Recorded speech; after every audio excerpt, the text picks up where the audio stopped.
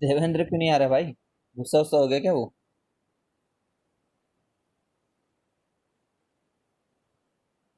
Offend हो गया बेचारा।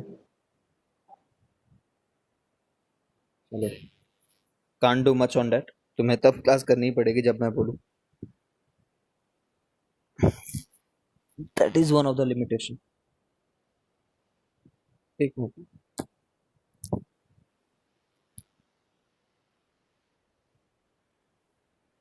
देखो ये जो चैप्टर है, ठीक है, मैं ऑन रिकॉर्ड वैसे बोलना नहीं चाहता, लेकिन फिर भी इस चैप्टर में कुछ ऐसे क्वेश्चन आ सकते हैं जो एग्जाम में उस दिन पे हम लोग को क्लिक ना करे। ठीक है, इट्स ऑल अबाउट क्लिकिंग। क्योंकि तुम्हें इस चैप्टर का स्कोप बताता हूँ कि हाउ और या फिर why do we have to study this chapter.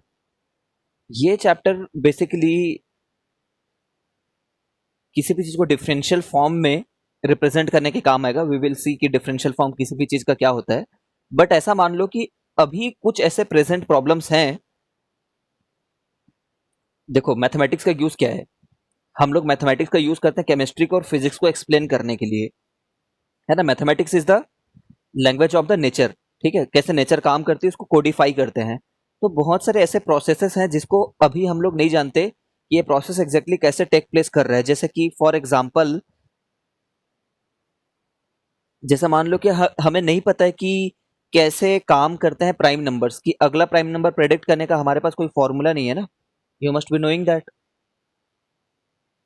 ठीक है, तो मान लो कि अगर हम इस प्रेजेंट प्रॉब्लम को कि अगले प्राइम नंबर फाइंड करने का कोई पैटर्न नहीं है, अगर उसको कैसे भी करके किसी डिफरेंशियल इक्वेशन में ला पाए, ठीक है, तो वो डिफरेंशियल इक्वेशन को सॉल्व करने वाला उस प्रॉब्लम को सॉल्व कर लेगा। तो दुनिया के जितने भी ऐसे नॉर्मल चीजें हैं, जैसे कि हम लोग देखेंगे आगे जाकर के कि एज सिंपल एज एक स्ट्रेट लाइन, जिसको हम लोग स्ट्रेट लाइन की तरह देखते हैं, y equal to M x, इसका भी एक डिफरेंशियल इक्वेशन होता है। ठीक है, ये इसका डिफरेंशियल इक्वेशन फॉर्म नहीं है, बट इसका एक डिफरेंशियल इक्वेशन होता है। तो किसी बंदे ने इसको सॉल्व किया और आज वो समझो इस तरीके से है।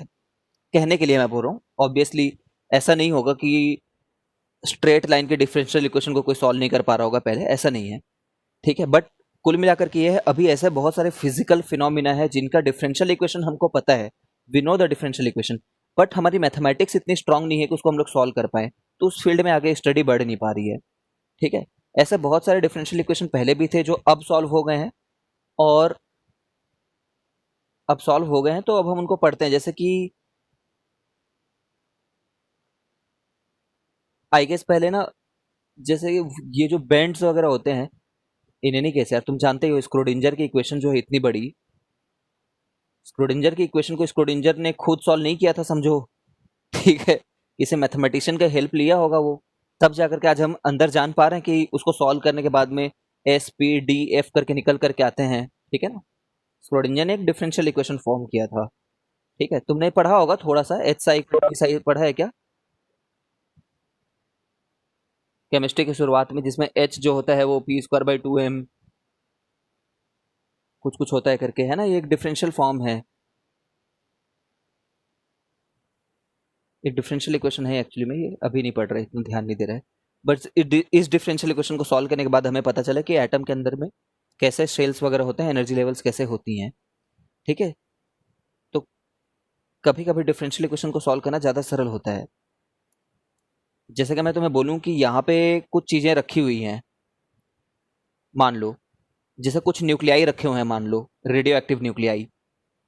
ठीक है, अब हमें बोल दिया गया कि रेडियो एक्टिव न्यूक्लियाई के कम होने का रेट, इनके नंबर के कम होने का रेट जो है,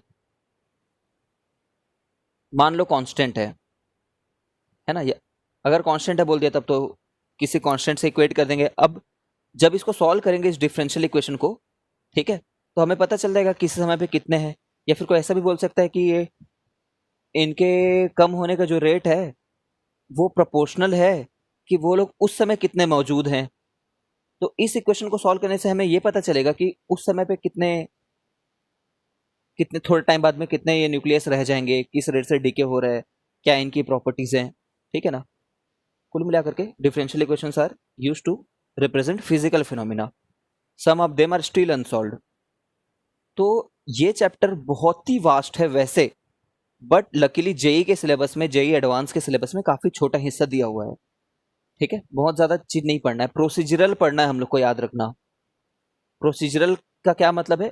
कुछ प्रोसीजर्स होंगे कि तुम ये स्टेप्स करो तो तुम्हारा आंसर आ जाएगा। ठीक है, वैसे ही चीज़ों को बस पढ़ना है, हमें बहुत इलाबरेट, बहुत पीएचडी वगैरह नहीं करनी इस चैप्टर में। There will be certain methods linear differential equation को सॉल्व करने का, we will be looking at them. चलो करते हैं, देखते हैं क्या चीज़ें हैं ये करके।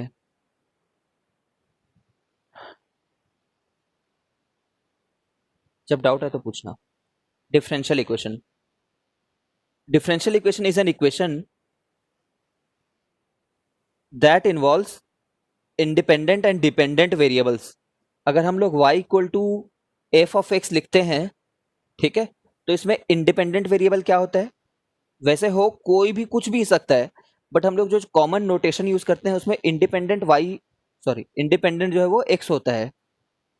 ठीक है ना, हम लोग क्या बोलते हैं कि हम इनपुट को डालते हैं और क्या आउटपुट आ रहा है ये देखते हैं। समझ गए होगे?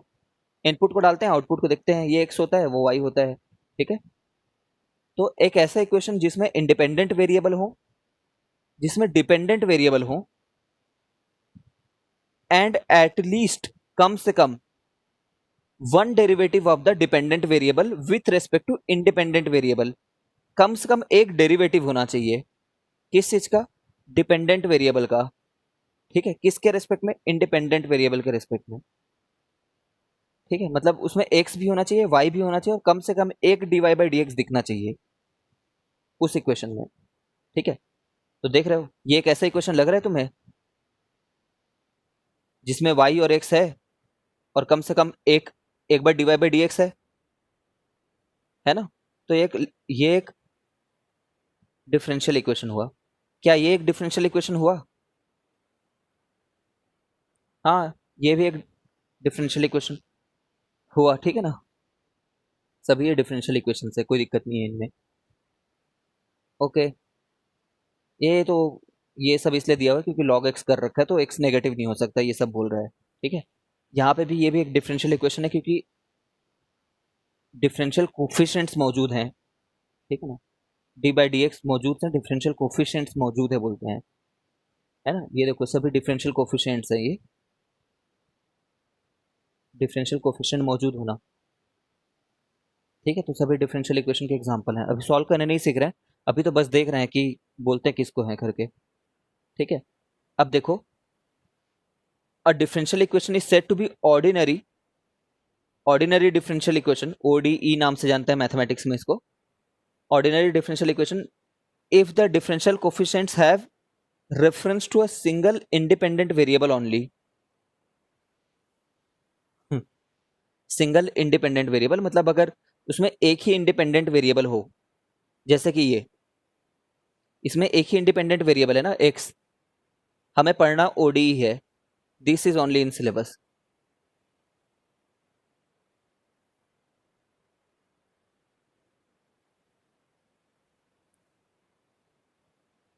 और पार्शियल किसको बोलेंगे? इफ देयर आर टू और मोर इंडिपेंडेंट वेरिएबल, अगर दो तीन वेरिएबल इंडिपेंडेंट हैं, जैसे हो सकता है वाई एक डिपेंडेंट वाला है, डिपेंडेंट, और उसमें एक्स और जेड दो दो इंडिपेंडेंट है, तो उनको लेकर के जो बनाया गया होगा डिफरेंशियल इक्वेशन, उसमें पार्शियल डेरिवेटिव्स दिखते हैं, है ना? उनमें फुल डेरिवेटिव्स नहीं दिखते, पार्शियल डेरिवेटिव्स दिखते हैं। जैसे इसमें इस वाले केस में ऐसा लग रहा है देख करके कि यू इंडिपेंडेंट है, सॉरी इसमें देख करके ऐसा लग रहा है कि यू डिपेंडेंट है और एक्स वाई इंडिपेंडेंट है। ठीक है, हमें इतना नहीं जानना, इस इधर जाना ही नहीं है। कुल मिलाकर के पार्शियल उनको बोलते हैं जिसमें पार्शियल डेरिवेटिव्स का रोल आ जाए। हमें सिर्फ सिंपल डी वाले पढ़ना है, पार्शियल वाले नहीं पढ़ना है, ये वाले नहीं पढ़ना है। Order and degree, order and degree important है। देखो, ऑर्डर मतलब nth ऑर्डर डेरिवेटिव का क्या मतलब होता है ये बताओ मेरे को। nth ऑर्डर डेरिवेटिव जैसा वर्ड तो सुना ही हो, है ना? तो जितना हाईएस्ट ऑर्डर होगा ना डेरिवेटिव का, वो उस डिफरेंशियल इक्वेशन की ऑर्डर कहलाएगी। जैसे कि मैं तुम्हें ये बोलूं कि ये डिफरेंशियल इक्वेशन का कितना ऑर्डर है करके, d two y upon d x two का whole power 3 equal to dy/dx का whole power 12 plus x square plus y का पावर 15। तो तुम क्या बोलोगे, इसका जो ऑर्डर है वो nth ऑर्डर डेरिवेटिव से पता चलेगा, हाईएस्ट ऑर्डर कौन सा है। ठीक है, तो हम लोग इसमें बोलेंगे कि वो ऑर्डर 2 है करके। ठीक है, इसका ऑर्डर 2 है। I hope it is clear. इसका ऑर्डर बताना तुम। d8y/dy8 का power 100 equal to d20/dy20 dy/dx, y का power 4 plus x plus y, इसको ले लेते हैं 2000 ले लेते हैं। क्या होगा इसका, इसका ऑर्डर कितना बोलेंगे? 20।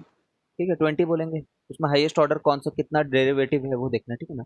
अब डिग्री जो है ना, इस इक्वेशन की डिग्री किसको बोलते हैं? तो डिग्री मे और may not be defined,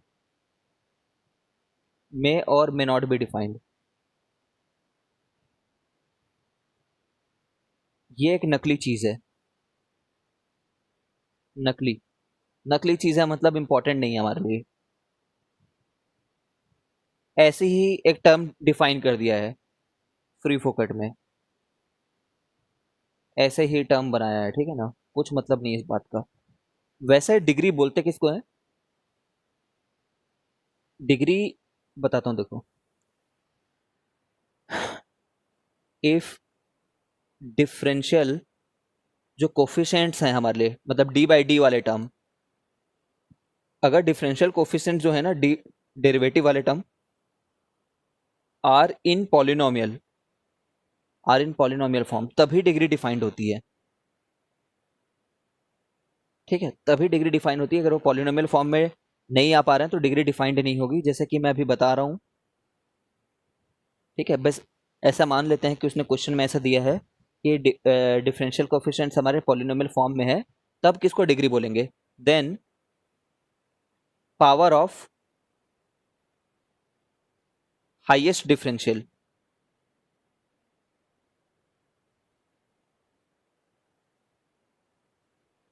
power of highest differential coefficients, coefficient sorry, power of highest differential coefficient is called degree.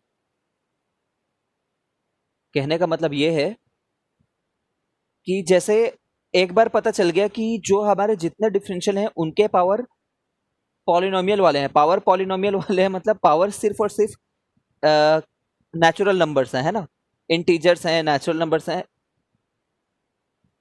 Natural numbers है बेसिकली, उनमें कोई फ्रैक्शंस वगैरह नहीं है। ठीक है, तुम जानते हो पॉलिनोमियल क्या होता है करके, उसमें रूट वगैरह नहीं होना चाहिए, 1/5, 1/5 का पावर नहीं होना चाहिए, ऐसे टर्म्स नहीं होने चाहिए।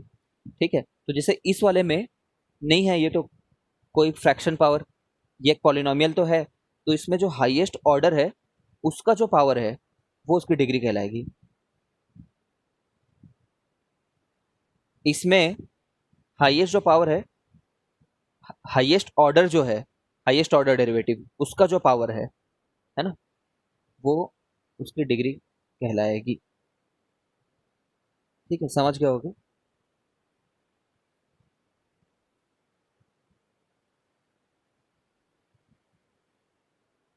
इसकी डिग्री कितनी होगी?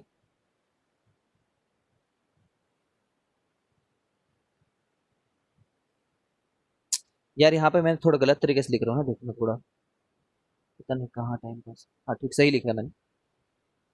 मुझे लगा कि मैं ऐसा लिख बैठा हूँ वहाँ पे। I thought I have written like this. ऐसा नहीं लिखते ना, जानते तो हो गए ही, ये नोटेशन नहीं है ये। मुझे ऐसा लगा कि वहाँ पे ऐसा लिख डाला। ठीक है, खैर। अगर इसमें पावर 1/4 दे रखा है, dy/dx का पावर 6 दे रखा है। ठीक है ना, चलो कुछ ले लेते हैं, 7/4 ले लेते हैं, प्लस वाई दे रखा है। ठीक है, चलो वाई यहीं पे मल्टीप्लाई कर देता हूँ। अब मैं बोलूंगा कि क्या ये एक पॉलिनोमियल में है, तो ये पॉलिनोमियल तो नहीं है, ठीक है। लेकिन क्या इसको पॉलिनोमियल में लाया जा सकता है? तो हाँ, पॉलिनोमियल में लाया जा सकता है इसको। तो अगर पॉलिनोमियल में लाया जा सकता है तो ले आना, और उसके बाद में डिग्री बता देना। तो पावर 4 से रेस करो दोनों साइड को, पावर 4 से रेस किए, ठीक है। अब डिग्री बता दिए, डिग्री जो है वो 7 रहेगा, ठीक है। ऑर्डर तो 2 ही है।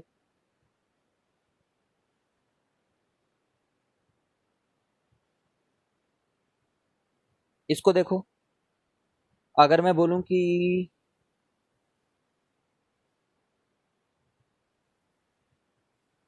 e to the power d3y/dx³ equal to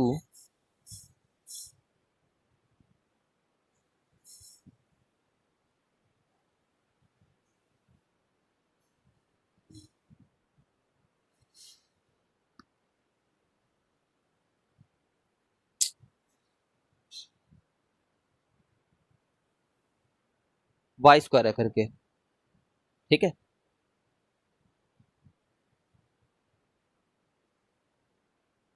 इसका डिग्री बता सकते हैं क्या? इसको पहली बात पॉलिनोमियल्स के लिनियर में ला सकते हैं, सॉरी, डिफरेंशियल्स के पॉलिनोमियल में ला सकते हैं क्या?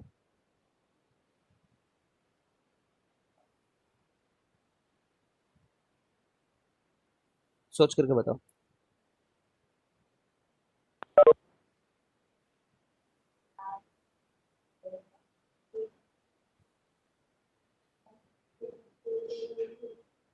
ला तो सकते हैं सर। ठीक है, तो ला सकते हैं, लेकर के आएंगे। जैसे क्या करेंगे, ln ले लेंगे दोनों साइड पे। अगर ln ले लेते हो तो ठीक है, ये पॉलिनोमियल में रहे मत रहे उससे मतलब नहीं है, वो उसका पॉलिनोमियल में होना जरूरी नहीं है, ठीक है। तो 6 इसकी डिग्री है, डिग्री इक्वल टू 6। बट कई बार नहीं ही ला पाते हैं, जैसे कि ये देख लो, नहीं ला पाएंगे इसमें। इस वाले केस में ln of d dy/dx equal to d2y/dx² plus y। इसको ला सकेंगे क्या? इसको कभी नहीं ला पाएंगे, पॉलिनोमियल नहीं बनेगा ये। क्योंकि अगर इस साइड पे मैं इसको हटाऊं, उधर ई के पावर में भेजूं, तो लीनियर थोड़ी रह गया ये, मतलब पॉलिनोमियल नहीं रह गया ना ये, ठीक है। तो डिग्री नॉट डिफाइंड। इसका ऑर्डर बता सकते हैं क्या?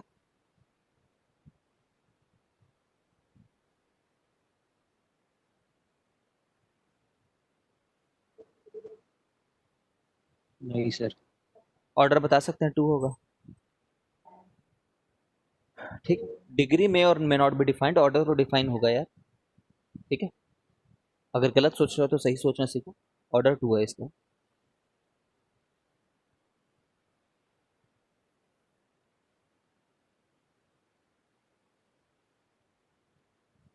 इसको देखो, ये पांचों क्वेश्चन को मैं तुम्हें बनाने के लिए दिया 2 मिनट, खुद आंसर लिख करके देखो, फिर मैच करते हैं। सॉल्व नहीं करना, ऑब्वियसली सॉल्व करने का कुछ नहीं है, एक दो लाइन हाँ सॉल्व करना पड़ सकता है, राइट साइड भेज करके स्क्वायरिंग वगैरह कर सकते हो, कोई दिक्कत नहीं है।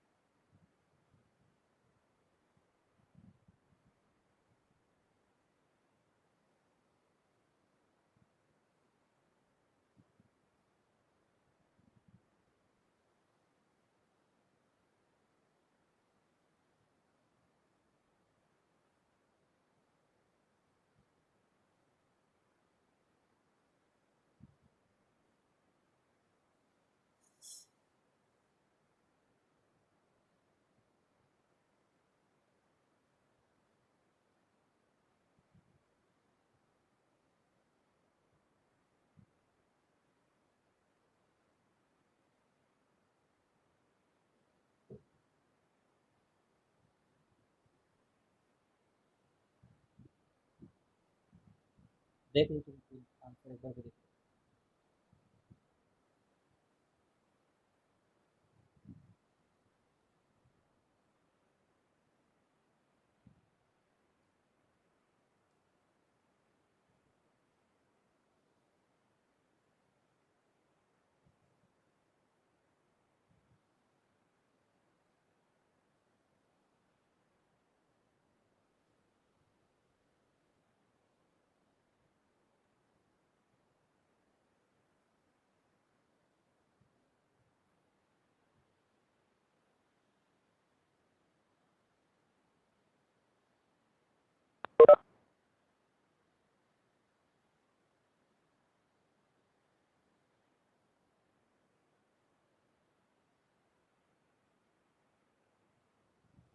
अच्छा सब लोग मिड क्वेश्चन में ये चीज देखो ताकि तुम थोड़ा और समझो।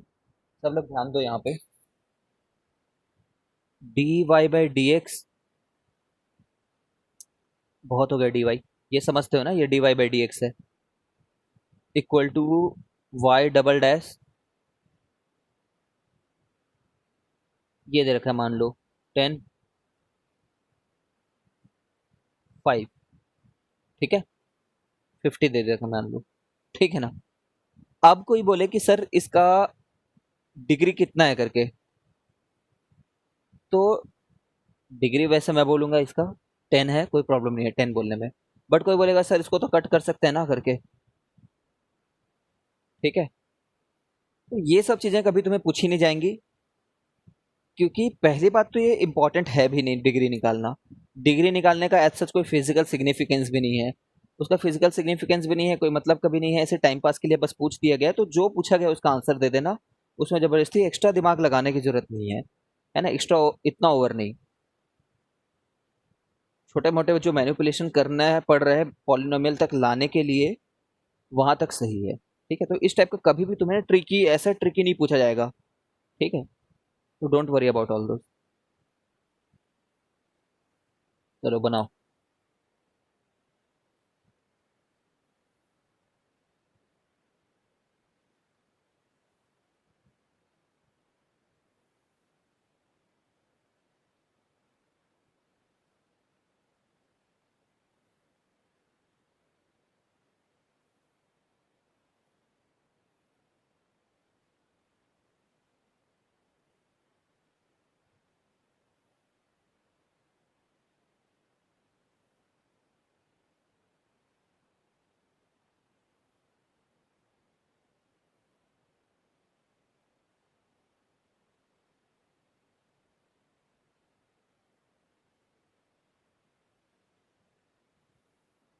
ठीक है, मेरे हिसाब से हो गया होगा।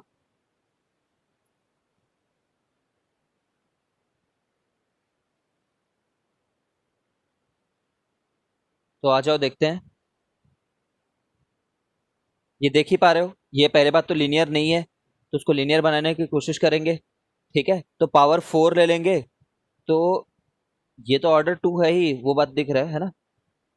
पावर 4 आ जाएगा तो डिग्री 4 हो गया, ठीक है। सेकंड क्वेश्चन में अभी तो ये पावर -1 दिख रहा है, बट हम लोग बोलते हैं कि क्या इसको इधर उधर भेज के कुछ मल्टीप्लाई करके सेम नंबर को स्क्वेयरिंग वगैरह करके अगर हम पॉलिनोमियल ला सकते हैं तो लेकर के आएंगे। तो पॉलिनोमियल आ जा रहा है ये, ठीक है। पॉलिनोमियल आ जाने के बाद में डिग्री 2 हो गया, ठीक है ना।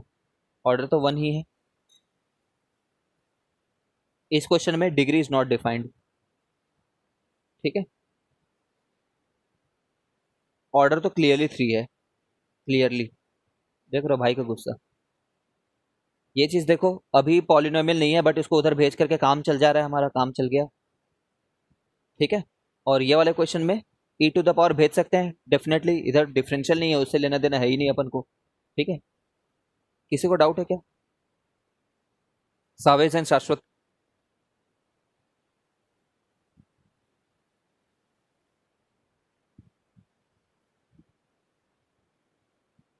ठीक है चलो फिर।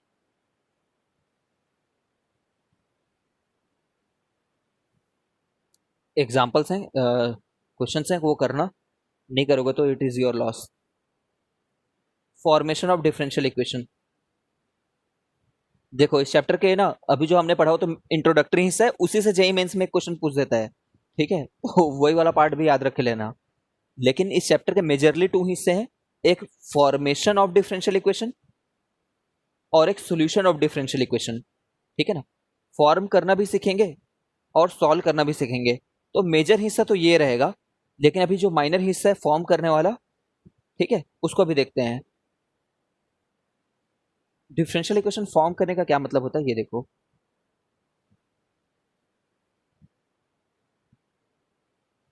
देखो हम एप्लीकेशन, हाँ मतलब वही सॉल्व करना, मतलब एप्लीकेशन ही रहेगा उसका। तो सिंपल इक्वेशन जो है हमारे, मतलब अलजेब्रिक इक्वेशन समझो, अलजेब्रिक इक्वेशंस या फिर कार्टेशियन बोल लो इस चीज को, कार्टेशियन इक्वेशन के नाम से बोलूंगा चलो।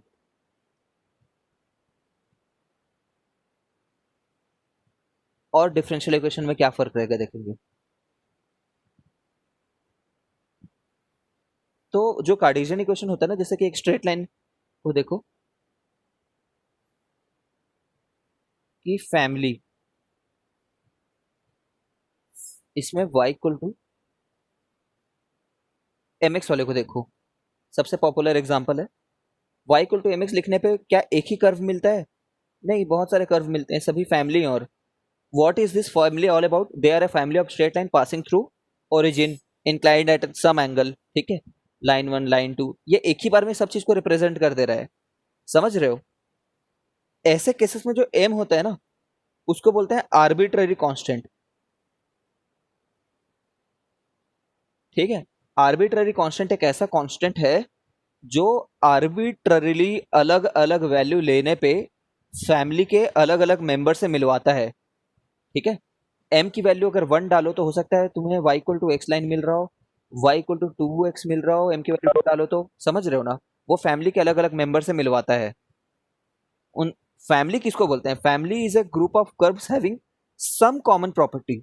सम एकदम कोई डेफिनेट नहीं होगी वो कि हर बार उन्हीं को फैमिली बोलेंगे जो एक ही जगह से गुजर रहे हैं। सबकी स्लोप भी सेम हो सकती है। ठीक है, all may have the same slope, but यहाँ पे कैसी फैमिली है? जो सब ओरिजिन से गुजर रहे हैं। तो m is called arbitrary constant. हम लोग आगे जाकर के इसका नाम इंडिपेंडेंट आर्बिट्ररी कांस्टेंट भी बोलेंगे। बताऊंगा इंडिपेंडेंट का क्या मतलब है, बट अभी रहने दो। डिफरेंशियल इक्वेशन देखो, अगर मैं y equal to M x को दोनों साइड डिफ्रेंशिएशन कर डी बाई डी एक्स अगर दोनों साइड पे लगाऊं, ठीक है, तो क्या बनेगा? है ना, differential equations d y by d x आ जाएगा इस साइड पे, और इस साइड पे m तो कांस्टेंट और बाहर आ जाएगा। ठीक है ना। अब एक बात हमें याद रखना है कि differential equation do not have arbitrary constants. ठीक है, ये बात हमें याद रखना है। Differential equations do not have arbitrary constants, but यहाँ पे आर्बिट्ररी कांस्टेंट दिख गया फिलहाल तुम्हें, तो इसको हटाना होगा। ठीक है ना, हटाएंगे कैसे? आर्बिट्ररी कांस्टेंट याद रखना, बहुत इंपॉर्टेंटली बोल रहा हूँ। Arbitrary constants are always removed by substitution from the given information only. है ना, जो इन्फॉर्मेशन दी है, यहाँ से क्या हम लोग m को y बाई एक्स लिख सकते हैं, लिख सकते हैं। ठीक है,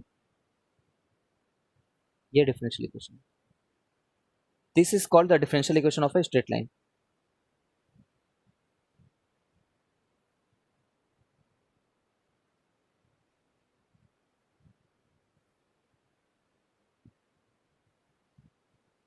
समझ रहे हो?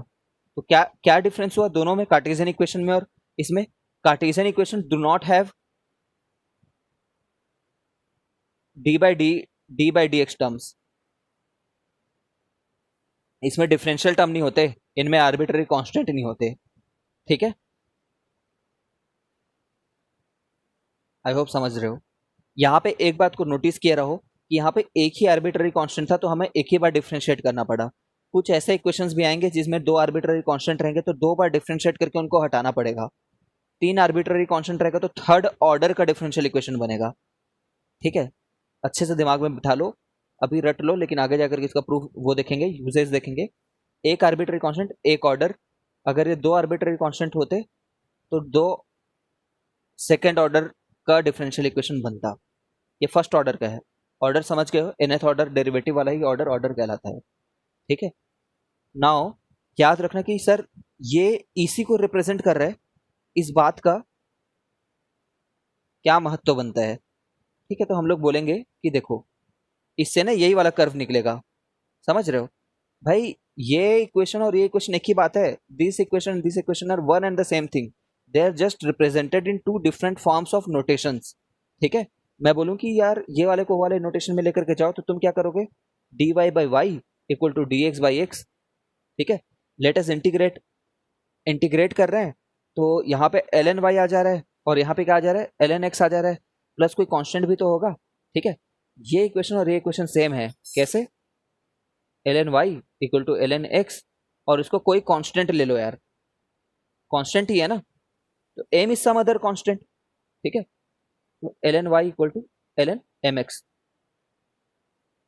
ln y equal to ln mx, y equal to mx, ठीक है। इस डिफरेंशियल इक्वेशन को सॉल्व करने से यही आता है। ये एक जनरल सॉल्यूशन है, तुम समझ में आ रहा है, एक डिफरेंशियल इक्वेशन दिया हुआ था उसको मैंने सॉल्व भी कर दिया, और ये जो सॉल्यूशन आया है ना, this is called a general solution. अब ये बात काफी इजी समझने के लिए, this solution is called general solution of differential equation. Differential equation D E लिखूंगा तो समझ जाना यार, ठीक है। अच्छा, पर्टिकुलर सॉल्यूशन भी कुछ होता है, particular solution is obtained when some condition is given, समझ रहे हो, बाउंड्री कंडीशन कुछ दिया होगा, पर्टिकुलर सॉल्यूशन इज ऑब्टेन्ड मतलब उस कर्व के पर्टिकुलर फैमिली मेंबर से तब मिलोगे when some condition is given, ठीक है। कैसा कंडीशन दिया होगा, द गिवन लाइन, फंक्शन का वैल्यू वैल्यू दे दिया। हाँ कुछ दिया होगा है ना, the given line passes through 8,4, ठीक है। मतलब y equal to M x 8,4 से गुजरता है बोल दिया होगा, 8x होता है तो m की वैल्यू इस आ गई 1/2, ठीक है। तो पर्टिकुलर सॉल्यूशन हो गया ये उस फैमिली के पर्टिकुलर मेंबर से मिल रही है, ठीक है। एक आखिरी बार, डिफरेंशियल इक्वेशन में ना आर्बिट्ररी कांस्टेंट नहीं रहेंगे, आर्बिट्ररी कांस्टेंट को हटाने के लिए हम डिफरेंशिएट करते हैं। कितनी बार डिफरेंशिएट करना पड़ेगा, जितने प्रकार के आर्बिट्ररी, जितने नंबर ऑफ आर्बिट्ररी कांस्टेंट रहेंगे, ठीक है। वही सब यहाँ पे लिखा होगा, यही एग्जांपल दिया है यहाँ पे भी।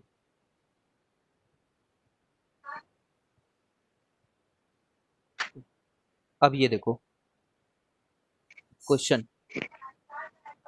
y equal to c1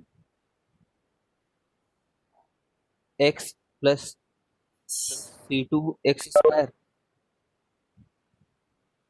plus c3 times c4 by x का whole square c5, find number of arbitrary constants. तो हम लोग क्या बोलते हैं, नंबर ऑफ आर्बिट्ररी कांस्टेंट ना तब पता चलता है, नंबर ऑफ आर्बिट्ररी कांस्टेंट तब पता चलता है जब तुम सबको क्लब कर लो, जिनको क्लब कर सकते हो उनको क्लब करो, ठीक है। कर सकते हो करो उनको पहले, यहाँ पे 5 मत बोल देना, 5 दिख रहा है करके, ठीक है। 5 नहीं है यहाँ पे, 5 बार डिफरेंशिएट करने की जरूरत नहीं होगी इसका डिफरेंशियल इक्वेशन बनाने के लिए, ठीक है। c5 को उधर भेज दो,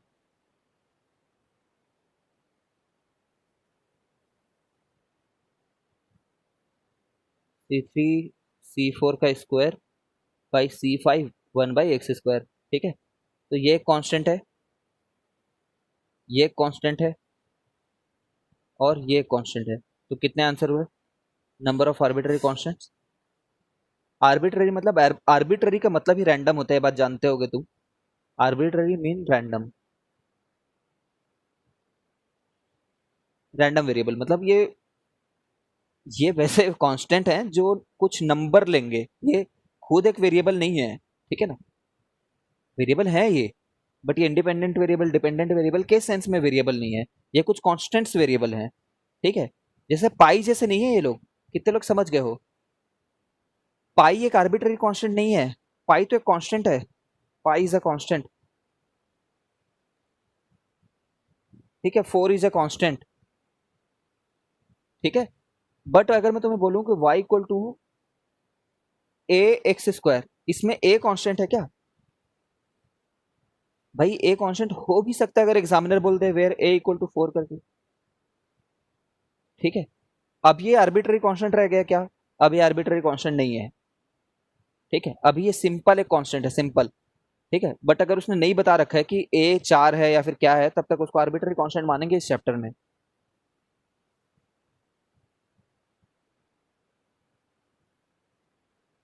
आई थिंक तुम समझ रहे हो, धीरे धीरे और समझोगे, अभी तो स्टार्ट हुआ है।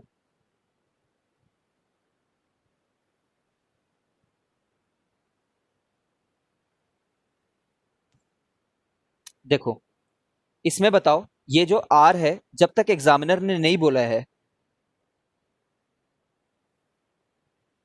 चलो यार एक दो और आर्बिट्ररी कांस्टेंट के ऊपर बात कर लेते हैं पहले, क्योंकि ऐसे तो गड़बड़ हो जाएगी। जैसे कि इसको देखो, y equal to a sine theta plus b cos theta को a sine x plus b cos x, इसमें कितने आर्बिट्ररी कांस्टेंट है बताओ मेरे को।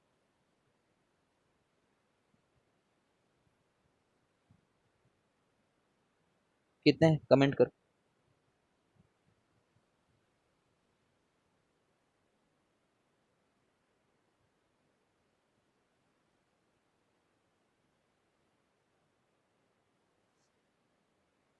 इसमें ना दो है, ठीक है, एक नहीं है दो है। कैसे, ये और ये। अब देखो कुछ लोग बोलते हैं सर इसको क्लब कर सकते हैं करके, ऐसा क्लब करने वाली बात तो याद होगा तुम्हें, साइन इनवर्स, साइन ऑफ, ठीक है ना, एक्स प्लस अल्फा, तो ये आ गया ना नया।